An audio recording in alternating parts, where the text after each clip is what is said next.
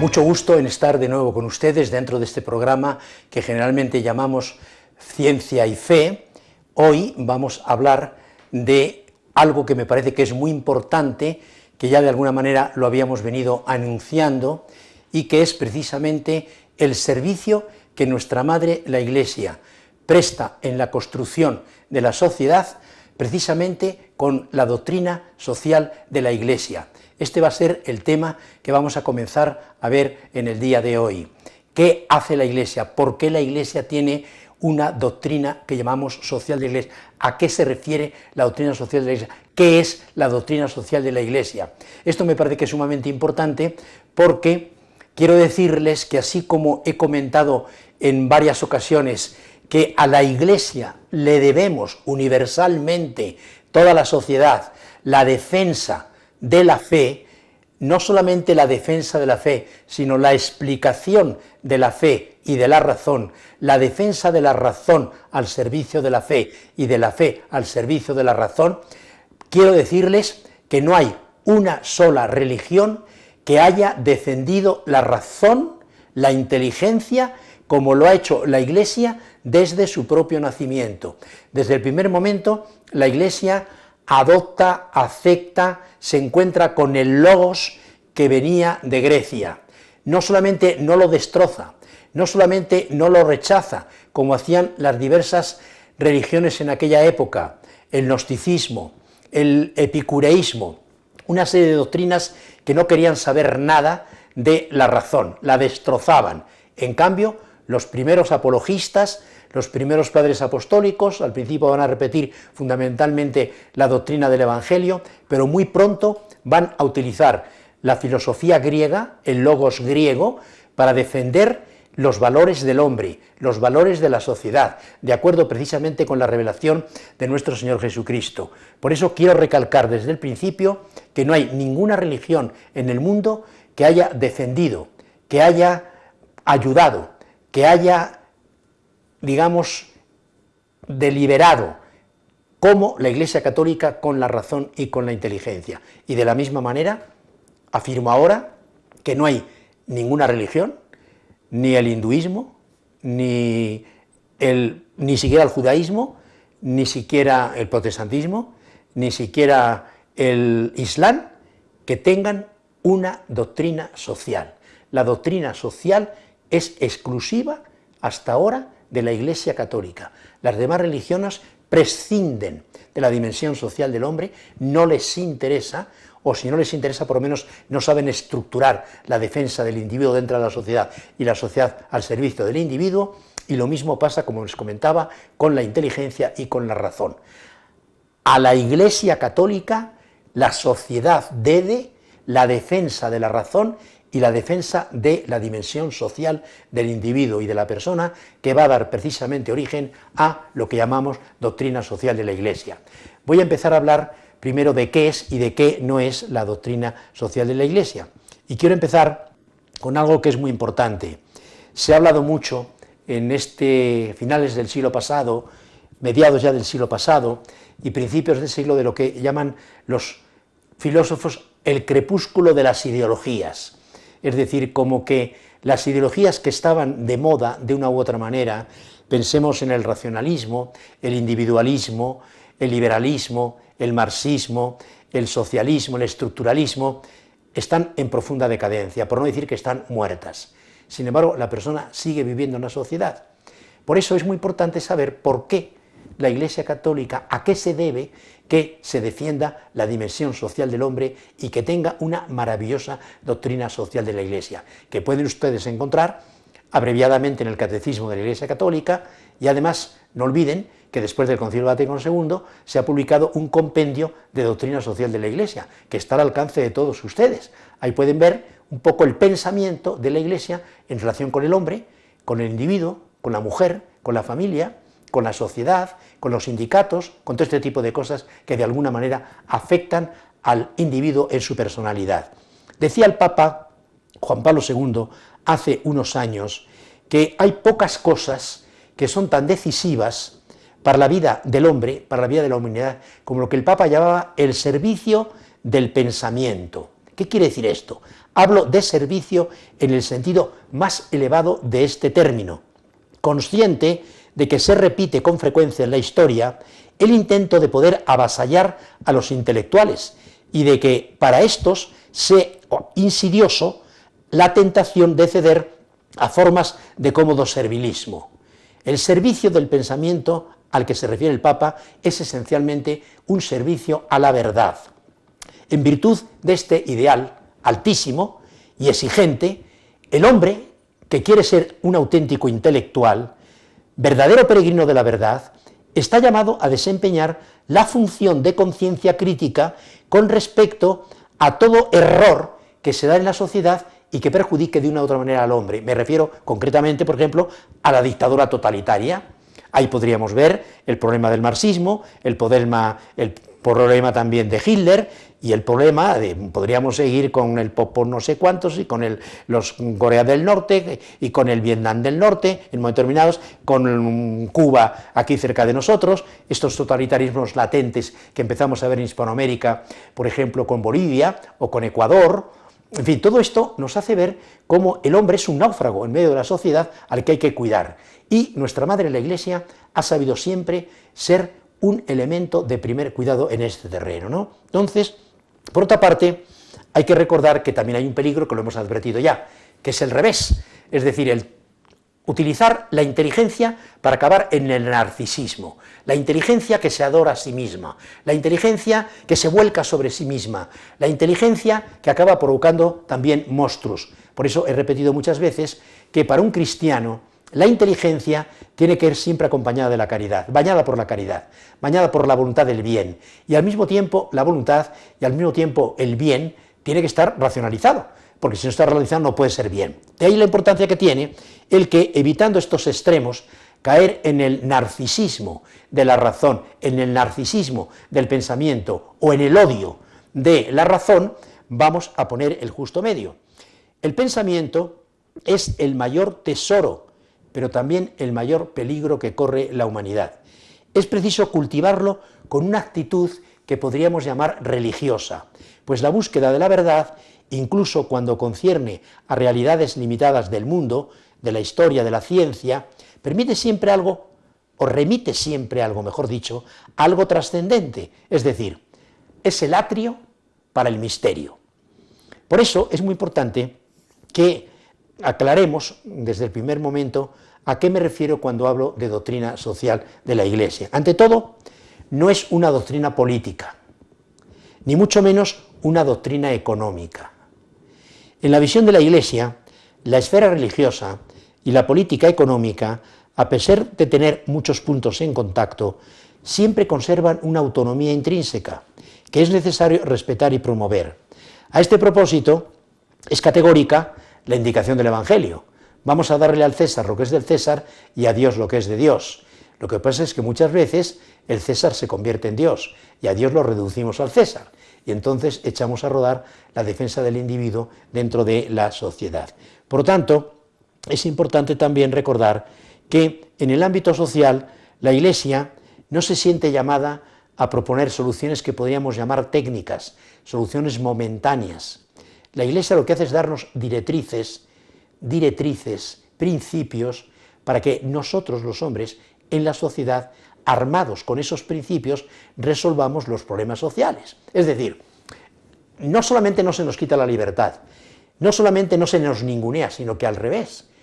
Oye, tienes una responsabilidad social impresionante, tienes una responsabilidad en donde vives, en donde estás, con tu trabajo, con tu situación individual, familiar o social, tienes una enorme responsabilidad. Por eso es muy importante recordar que la doctrina social de la Iglesia, para empezar, no es una solución al capitalismo, no es un sucedáneo del capitalismo, ¿no?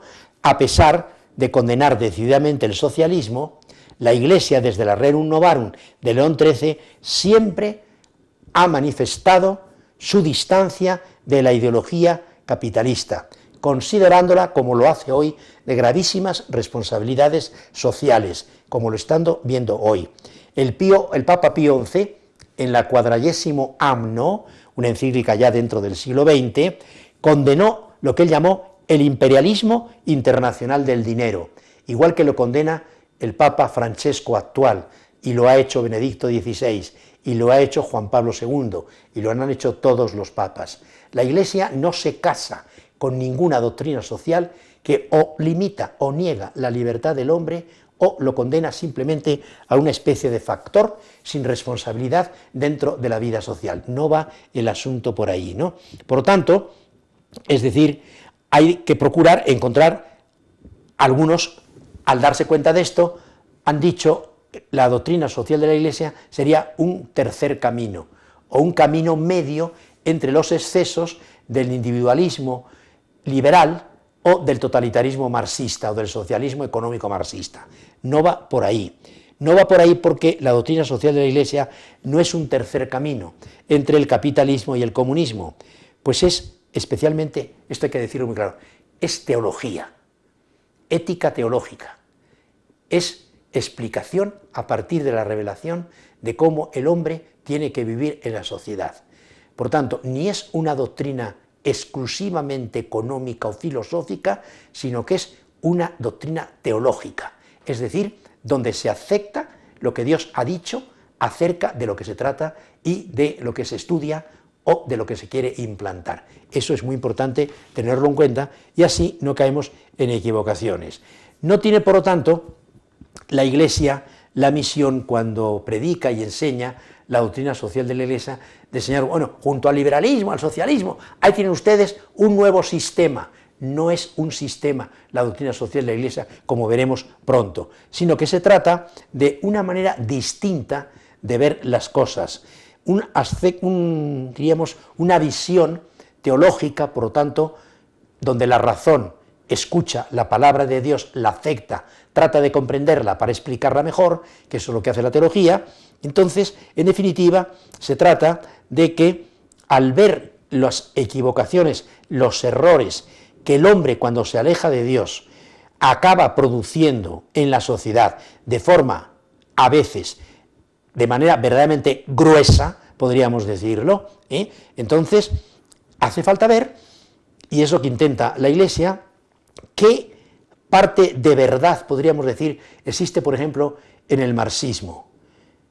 En el marxismo hay un alma, aunque es materialista, podríamos decir que sin darse cuenta, los promotores del marxismo querían acabar, por ejemplo, con la pobreza, lo cual está muy bien, con las injusticias, lo cual está muy bien, con la guerra, lo cual está muy bien.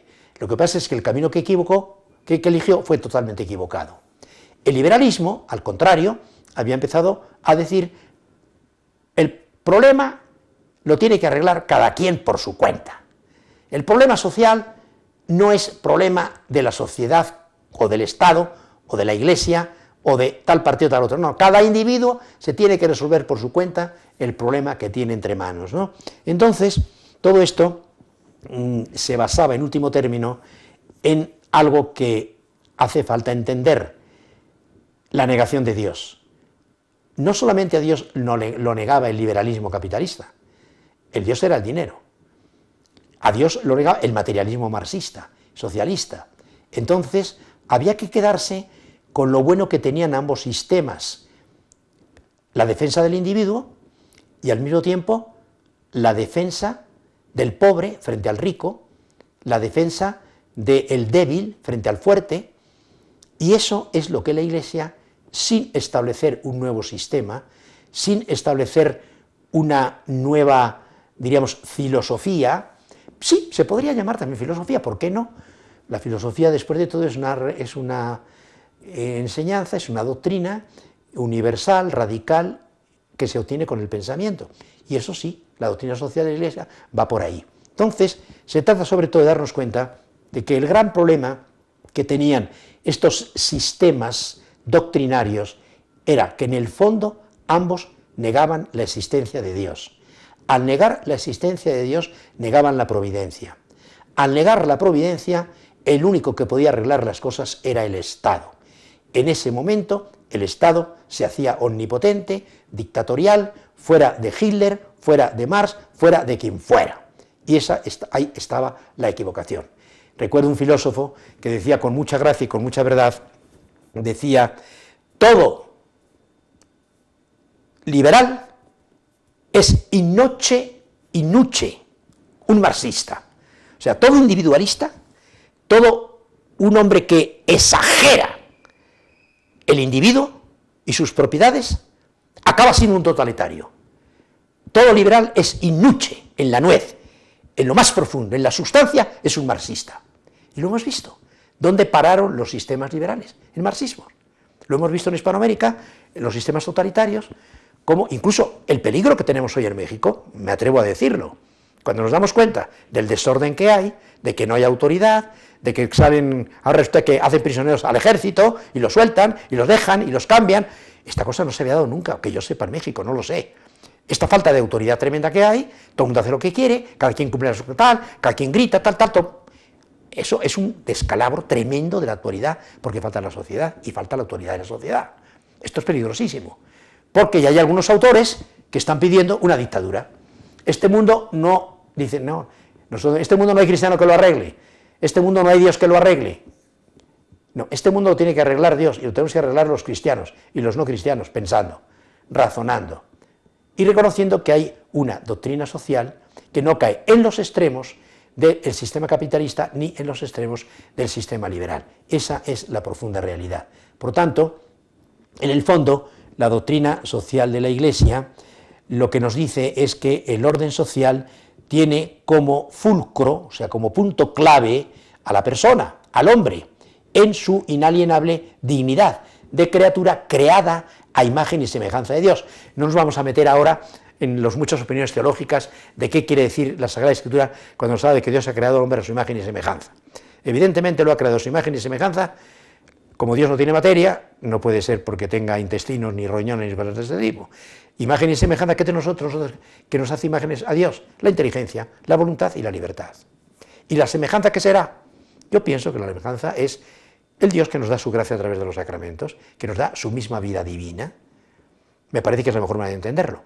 Pero en ambos casos, lo que sucede, lo entendamos como lo entendamos, es que Dios tiene una maravillosa vocación para el hombre, llamarnos a ser humanos en intimidad con Dios. Y eso es lo que en definitiva sucede.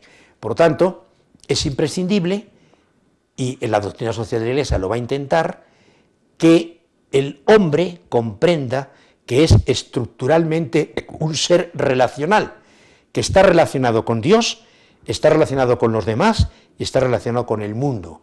Y hay que llegar a una situación en la que se respete el lugar de Dios, los derechos de Dios si quieren, los derechos del mundo, que serán derechos del hombre que piensa, y también los derechos de los hombres, ¿no? Entonces, cuando realmente nos damos cuenta de que el hombre es un ser relacional, que tiene una relación con Dios, una relación también con el mundo y con las demás personas, entonces ya el Estado tendrá que tener cuidado de no absorber todo su poder de manera que anule la relación del hombre que tiene con Dios, ateísmo, la relación del hombre que tiene con los demás, un socialismo donde se enseña el personalismo, o una situación en la que el hombre queda en un individualismo tan absoluto que el pobrecito acaba muriendo en la soledad del nihilismo.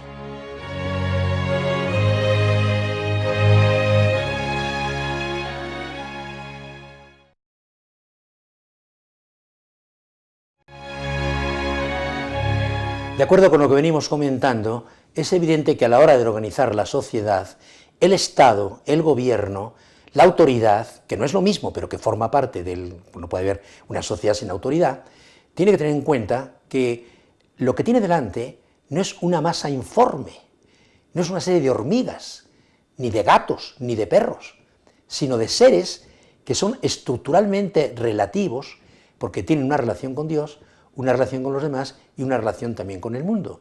Por tanto, el Estado, a la hora de organizar la sociedad, tiene que tener en cuenta siempre estos puntos que son claves. Por ejemplo, una cosa que es muy importante, tiene que organizar la sociedad, pero como un organismo, donde cada organismo, por ejemplo, en el cuerpo humano, no puedo separar el corazón de las, de las articulaciones, de las venas, de las arterias, de los pulmones, porque entonces me cargaría al hombre. Todos esos organismos están en conjunción, son relativos los unos a los otros Entonces hay que procurar que funcionen todos al unísono. Algo parecido sucede con la sociedad, que no es un organismo vivo en el sentido de carnal, como diría el corazón tal, pero que sí está hecho por personas que son carnales y que por lo tanto tienen una serie de relaciones que hay que proteger y que hay que defender. Por ejemplo, la familia. El Estado tiene que recordar que la familia es la célula primaria de la sociedad y que está formada por un hombre y por una mujer, que son los que tienen capacidad para procrear y educar unos hijos. Esa familia tiene que estar protegida por la sociedad, por el Estado y por supuesto también por la Iglesia. Y además tiene capacidad para relacionarse con otras familias. Y así es como se va organizando una sociedad bien entendida. Familia a familia, se forman los municipios, se forman las instituciones, grupos sociales, políticos, económicos, culturales, pero siempre donde cada ente conserva su propia autonomía. El Estado tiene su autonomía, la familia tiene su autonomía, el municipio tiene su autonomía, la escuela tiene su autonomía, el sindicato tiene su autonomía, los movimientos industriales, todos tienen su economía y tienen su particularidad que les lleva realmente a defenderse. ¿Cuáles son los principios que hay que tener en cuenta cuando se quiere estudiar, defender o construir una sociedad de acuerdo con las exigencias de la doctrina social de la Iglesia? Yo diría que se pueden enseñar muchos, vamos a señalar algunos de ellos que me parece que son como fundamentales. En primer lugar, el destino universal de los bienes. Sin propiedad se anula la personalidad. Ahora, todos los bienes que hay en el mundo están al servicio de todos los hombres que hay en el mundo. El derecho de propiedad es secundario, por eso en caso de extrema necesidad todos los bienes son comunes. Pero si todos los bienes son comunes va a ser un desastre, es necesario articularlos de manera que se defienda la propiedad privada. El destino universal de los bienes, expresión del don común de Dios y de la solidaridad que debe caracterizar las relaciones humanas, las relaciones entre las personas. Segundo, la legitimidad, a la luz de lo que hemos dicho, de la propiedad privada. También sabiendo, como siempre ha dicho y ha enseñado la doctrina social de la Iglesia, que la propiedad privada tiene una función social. Es decir, no es solo un bien particular mío, sino que las cosas que yo tengo es para que las ponga al servicio precisamente de la sociedad en la que vivo. Eso es muy importante. Otro punto importantísimo, el reconocimiento de la importancia social que tiene el trabajo, y no digamos del valor sobrenatural que tiene. Eso los cristianos sabemos muy bien, que hemos de santificar el trabajo, hemos de santificarlos en el trabajo y hemos de santificar a los demás con el trabajo, siguiendo un principio básico de San José María Escrivá de Balaguer. La promoción de la ecología humana.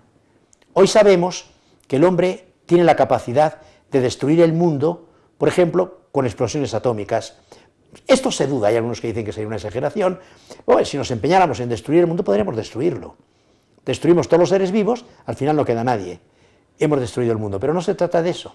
Se trata de recordar que hay que promocionar un mundo que Dios puso en manos de los hombres, según los principios de la teología, no para que lo destrozara, no para que lo pisoteara, sino para que lo humanizara, para que lo cuidara, para que lo respetara. Es la base teológica de ese movimiento ecológico, a veces un poquito equivocado, porque no podemos olvidar nunca que hay que cuidar la ecología, pero para cuidar la ecología, como la ecología no se cuida a sí mismo, hace falta el hombre. Por lo tanto, la primera ecología que tenemos que cuidar es la ecología humana. Lo primero que tenemos que respetar es el hombre. Por tanto, el aborto, el divorcio, la eutanasia, la eugenesia, la congelación in vitro, todo este tipo de cosas no son socialmente admitibles ni personalmente realizables. Esto hay que dejarlo y decirlo muy alto en cada instante. Si queremos un Estado de derecho, un Estado social de bienestar, como dicen ahora, es importantísimo un equilibrio dentro del Estado que subraye el valor, la necesidad y que no tenga necesidad precisamente una buena Constitución. Lo primero que tiene que hacer, porque a veces esto no se hace, una buena Constitución. Yo cuando estudiaba el derecho constitucional nos decían que lo primero que tiene que hacer el derecho constitucional es decir, estos son los derechos de los hombres, los derechos humanos, la promoción de los derechos humanos. Al mismo tiempo, los derechos del Estado, la limitación de los derechos del Estado, porque si el Estado no tiene limitación de derechos, puede hacer lo que le da la gana. Entonces, es necesario ambas cosas, una declaración de los derechos de los hombres y una declaración de los derechos de los gobernantes, evidentemente que también son hombres. Entonces, así se evita caer en los totalitarismos. Y una forma que puede ser muy variada o muy variable de la participación de las personas en la creación o en el origen o en el fundamento o en la realización de esa sociedad humana a la que todos estamos abocados. Esto es como muy importante. El tema de la participación. Esto hoy lo llamamos democracia, pero sabemos que hoy no existe la democracia. En primer lugar, la democracia, como sea el gobierno del pueblo por el pueblo, es una estupidez. Jamás el pueblo ha gobernado por el pueblo, ni puede gobernar el pueblo por el pueblo. ¿Cómo se van a gobernar 500 millones, 100 millones, 50 millones, 10 millones, 25 millones? Una estupidez. Decir que es el gobierno de las mayorías, pero con respeto de las minorías, está un poquito mejor orientado. Pero en definitiva, la democracia consiste en la posibilidad de que cada hombre pueda en la sociedad realizar el destino al que está llamado por Dios. Eso es lo fundamental en una democracia y es lo que generalmente se olvida. Generalmente nos olvidamos que los hombres tienen un destino sobrenatural, tienen un destino eterno y entonces hacemos cosas que son realmente muy poco democráticas. Hoy sabemos que la democracia está muy hundida, sabemos que no se vive en ningún lugar del mundo, sabemos que en el fondo los que tienen el poder político y el poder económico son los que manejan las cosas. La democracia pues es una farsa que hemos organizado. Tú preguntas por ahí en la calle, ¿quién es tu representante en el Parlamento? No tienen ni idea. ¿Cuántos son miembros hay en el Parlamento? No tienen ni idea. Oye, ¿quién te representa en el Congreso? No tienen ni idea. Oye, ¿quién es fulanito? ¿Quién es? Pues creo que hay un señor por ahí que se llama Aristóteles, que no tiene mucho que ver con la Aristóteles de la filosofía, que parece que es ahora el gobernador aquí en Guadalajara. Muy bien. ¿Y ese señor de dónde vino? Pues quién sabe. ¿Con quién está casado? Pregúntele usted a su señora, si es que la tiene, o si supongamos que la tenga. Cosas de este tipo que nos damos cuenta inmediatamente de que no es tan fácil. Es muy fácil utilizar la palabra democracia, pero es muy difícil que haya una verdadera democracia. Por eso quedar de cada quien lo suyo no es nada fácil. Y el problema es que, claro, el poder agota, el poder acaba avasallando, y eso es precisamente el peligro que tienen estas cosas. Pero indiscutiblemente que, como decía alguien en broma, la democracia es un mal, pero es el menos mal de los males que tenemos que aguantar. Probablemente vaya un poquito la cosa por ahí, esto hasta cierto punto es verdad. Pero la doctrina social de la Iglesia no concierne solamente a las expresiones organizativas concretas de la sociedad. Lo que principalmente nos da la doctrina social de la Iglesia, organízate como quieras. Yo no te digo que te organices monárquicamente o no tal, simplemente reconoce que hay unos derechos humanos que en cualquier lugar, democracia o no democracia, con monarquía o sin monarquía, con gobierno de unos pocos elitistas o con un gobierno de muchos, hay que respetar, hay que respetar, hay que respetar. Esto es lo importante. Por eso estamos hoy viviendo, lo sabemos muy bien, una etapa de cambio, así se dice. Para algunos, para muchos pensadores, la época de la civilización que llamamos occidental está muerta. Algunos lo piensan así, la mayoría. Ya he comentado que, recogiendo la opinión de 10 o 12 filósofos, sociólogos de finales del siglo pasado, que han publicado más y que han sido más leídos, todos están de acuerdo en que la civilización occidental ha muerto. Hay algunos que dicen que se salvará por el cristianismo, otros que vendrá Dios a ayudarlo de alguna manera, otros que sí tenemos pues un germen que es el cristianismo que podrá sacar adelante esta especie de desastre en el que estamos casi todos hundidos, pero lo que queda claro es que si buscamos realmente una verdadera paz, una verdadera libertad, una proclamación y una vivencia no simplemente nominal, sino real de los derechos humanos, tenemos muchísimo, muchísimo, muchísimo que trabajar. Tenemos que darnos cuenta de que estamos viviendo un cambio de época, tenemos a nuestras espaldas tragedias de 2 guerras mundiales y de otras guerras pues no tan mundiales, pero también guerras calientes que han dejado muchos muertos, errores por todas partes, tragedias por todas partes, vivimos una transición sumamente delicada de la historia europea y mundial, turbada a veces por conflictos absurdos, en un escenario planetario marcado por miles de contradicciones. Ahí tienen ustedes lo estúpido que es que España y Inglaterra se estén peleando por un islote lleno de monos y de algunos que parecen más monos que hombres, y no me refiero a nadie en particular, y que, pues claro, los ingleses lo han convertido en una cosa horrible, ¿no? Hay un montón de empresas mundiales que ahí tienen su sede para no pagar impuestos, un contrabando espantoso, y encima no dejan pescar a los... y eso saltándose todos los tratados de Utrecht y todos los tratados de la Comunidad Europea, etcétera, y de la ONU, que le han pedido a Inglaterra que devuelva la soberanía que nunca la cedió a España, ¿eh? Bueno, pues estos señores, ya sabemos que los ingleses son ladrones en primera división, y ya parece que se cansaron un poquito, lo cual me parece muy bien, que los dejen sin comer, que los cerquen, y que Inglaterra los alimente, o que se coman los monos de Gibraltar, y verás qué bonito y qué maravilloso es. Pero ya estamos hartos precisamente de que se violen las leyes más elementales, fiscales, que también son leyes, que no quieren estos señores pagar. Lo digo porque los culpables no son solamente los ingleses, son los sinvergüenzas ingleses en comunidad con los sinvergüenzas españoles, que por motivos económicos violan las leyes universales del sentido común, de los derechos humanos y de la fiscalidad, que también es un derecho. Bueno, todo esto lo digo para que nos demos cuenta de que si queremos verdaderamente sacar adelante este mundo en el que vivimos, vamos a tener que comprometernos todos un poquito más. Y precisamente, hoy que se habla tanto, como os decía al principio, del crepúsculo de las ideologías, se habla también del fin de la modernidad, de que estamos en el callejón sin salida de la posmodernidad, como ha dicho, por ejemplo, Habermas, que creo que podemos decir que ha llegado la hora de la doctrina social de la Iglesia.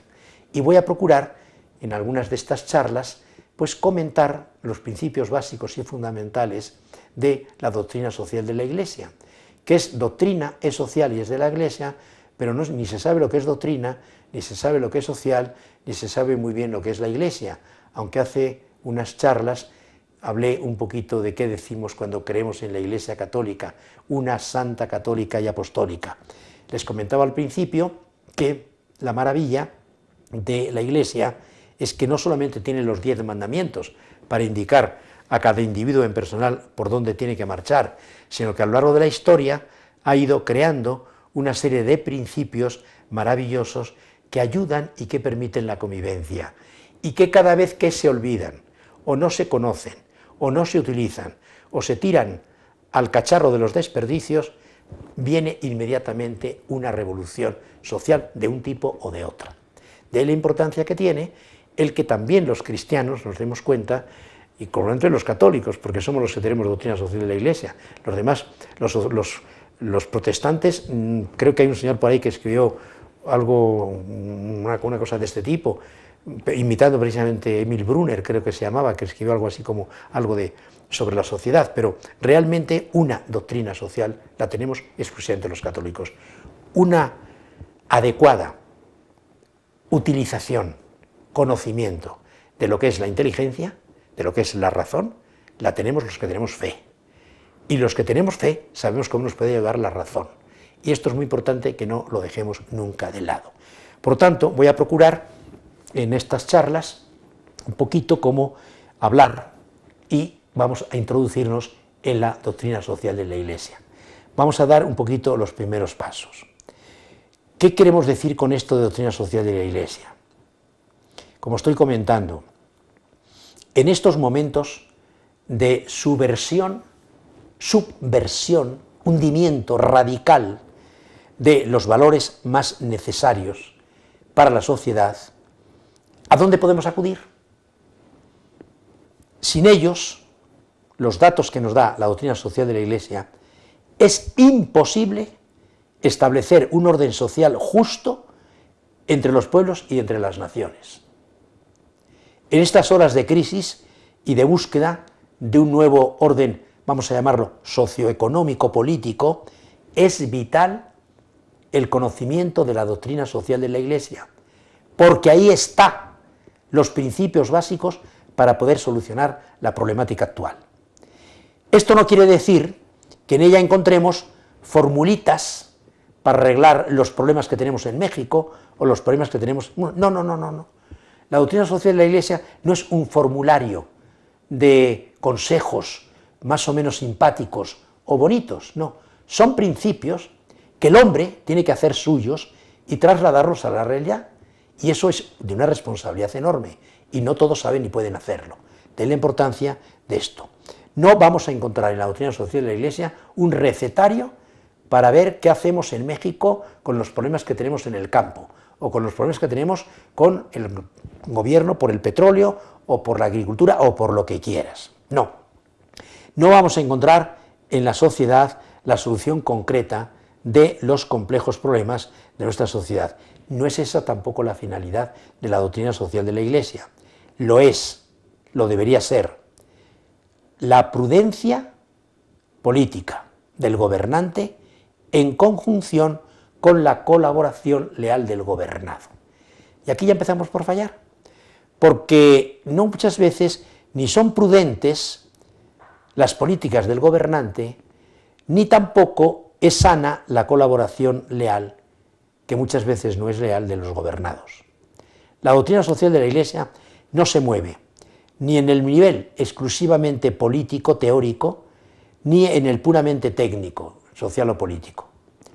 En el sentido inmediato de la palabra, a caballo entre los dos, ofrece la seguridad de los principios con los que personalmente tú y yo debemos comprometernos llevándolos a la práctica. Vamos a empezar por definir la doctrina social de la Iglesia. La doctrina social de la Iglesia es el conjunto de principios, de reflexión, criterios de juicio y directrices para la acción que el magisterio de la Iglesia ofrece a la persona para la configuración cristiana de la sociedad. Esto está sacado de la Instrucción sobre la libertad cristiana y liberación número 72, un documento que dio la Iglesia para vacunarnos contra la teología de la liberación. Por lo tanto, ofrece, como acabamos de decir, principios de reflexión. O sea, principios de reflexión son puntos a partir de los cuales tengo que reflexionar. Siempre el pensamiento funciona a base de principios. Los más altos sabemos que es el de tradición, el principio de identidad, el principio de tercero excluido, el principio de razón suficiente, un poquito más bajo el principio de causalidad, pero son principios que son absolutamente necesarios para pensar. Sin ellos no se puede pensar, no se puede decir A y no A, porque no hay motivo para negar. Esto es una cosa que es muy buena. Por lo tanto, ¿cuáles son esos principios de reflexión? Por ejemplo, el principio de solidaridad, el principio de subsidiariedad, que son fundamentales para la recta ordenación de la vida social. Al mismo tiempo de esos principios de reflexión, la reflexión, conceptualización. Luego, ¿qué viene? El juicio. Por lo tanto, directrices, criterios de juicio. Con esos datos que tengo que decir, oye, pues no hay solidaridad, ¿qué hacemos? O no hay subsidiariedad en estos aspectos. Entonces tenemos criterios de juicio que permiten denunciar las condiciones de vida que atentan a la dignidad y libertad del hombre. Y después, directrices para la acción, que permiten elegir los medios lícitos, cuidado, porque también los hay ilícitos, de ahí, desgraciadamente, en la lucha por la justicia, que, como saben, solamente pueden llevar a la revolución como último recurso. Sería la guerra justa, por ejemplo, ¿no?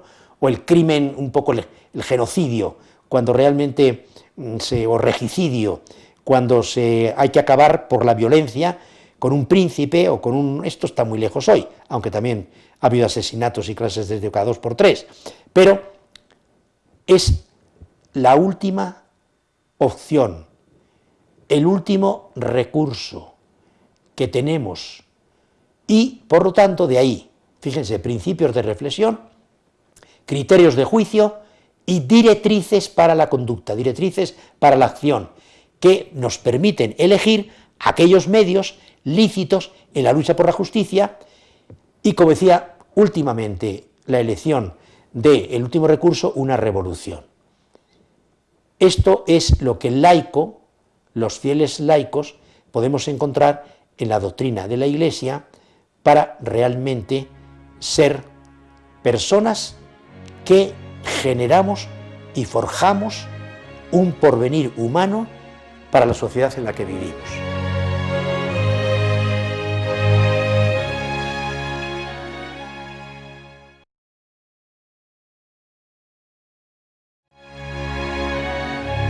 Para terminar, por lo menos de momento, porque pienso seguir con el tema es prácticamente inacabable, pero trataremos de solucionarlo de alguna manera, de reducirlo de alguna manera, que podamos quedarnos con las ideas básicas, con los principios fundamentales, para que realmente en la sociedad en la que cada uno de nosotros estamos tengamos esos primeros claros principios, como acabo de comentar, que la doctrina social de la Iglesia no nos da un recetario, no nos da un esto, aquí tienes esto, no nos da una medicina para la gripa, una medicina, no.